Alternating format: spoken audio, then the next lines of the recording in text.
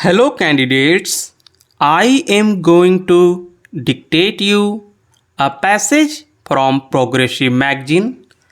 So please get ready for the dictation. The dictation will start after 15 seconds.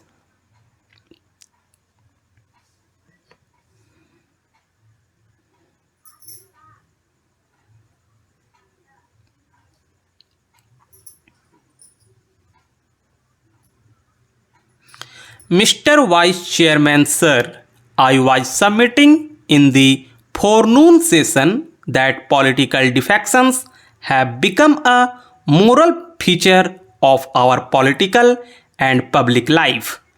I hope after this constitution amendment bill adopted, we will get rid of this bad thing which has been happening in our public life.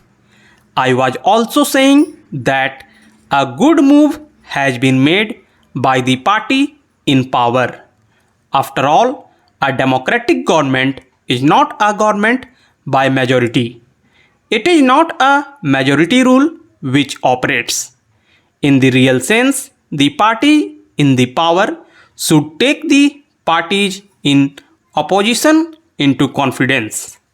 Not merely take them into confidence, but they should also try to meet their point of view to the fullest extent possible. This is the way democracy operates. This is the system which we have inherited from our ancestors, which used to be in the form of panchayat system. We need to preserve, nurture and see that it flower further so that we can take all advantages through this system.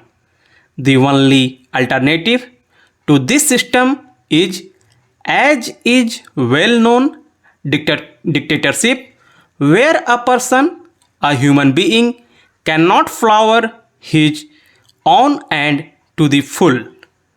Basic freedoms which are very necessary for an advancement of the society and for achieving various objectives are not available.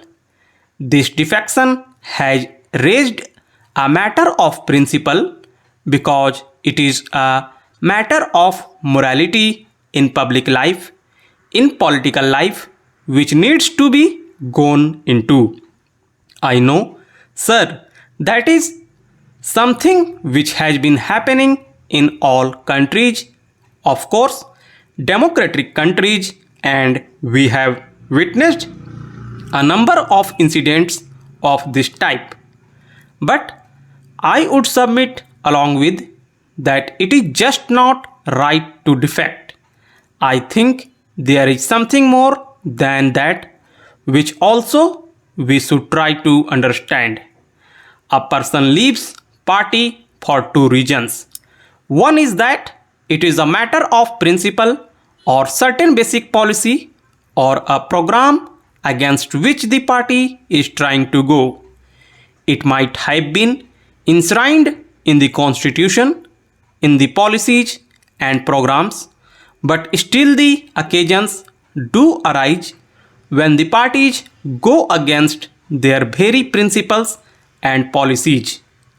It is only under circumstances that there are certain persons, members, who are more loyal to the basic principles rather than to the institution or a party who raise the question of freedom of conscience.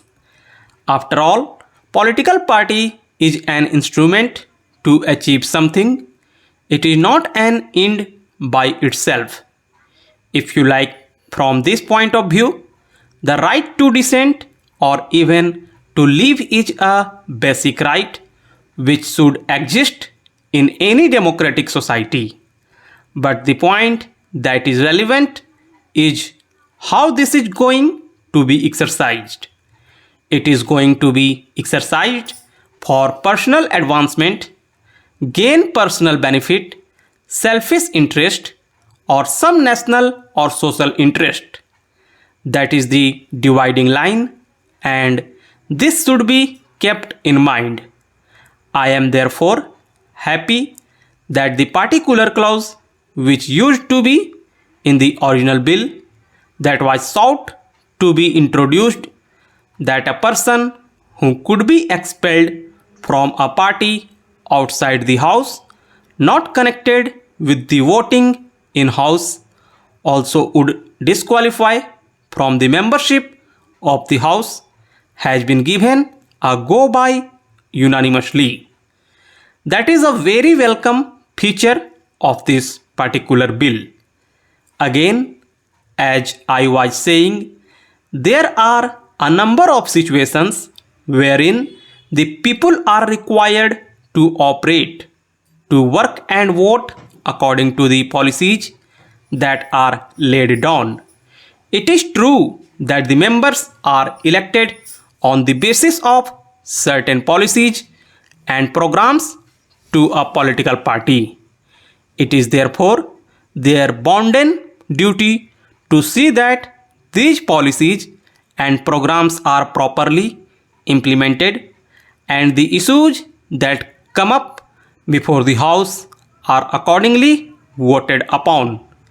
Any person or member who tries to transgress these limits needs to be punished, but it is in this context that it becomes a matter of very serious concern. That is when a person defects because he wants to get into power or get something in return, either in installing or pulling down the government. This is something which is more condemnable, and that is why it has become a matter of contempt as far as the public is concerned. But sometime I do wonder, sir, that if defection is given a go by for all the time to come, and in all the countries probably the great men who have appeared on the scene in history might not appear anymore.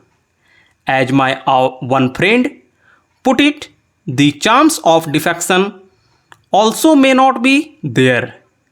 I would like to submit that there was a great man who defects not once but thrice. He is one of the greatest men of that country. As we see it, he started his career as a Conservative Party member, become an independent member, and later on again reverted to the Conservative Party, from where he occupied the highest post in the country.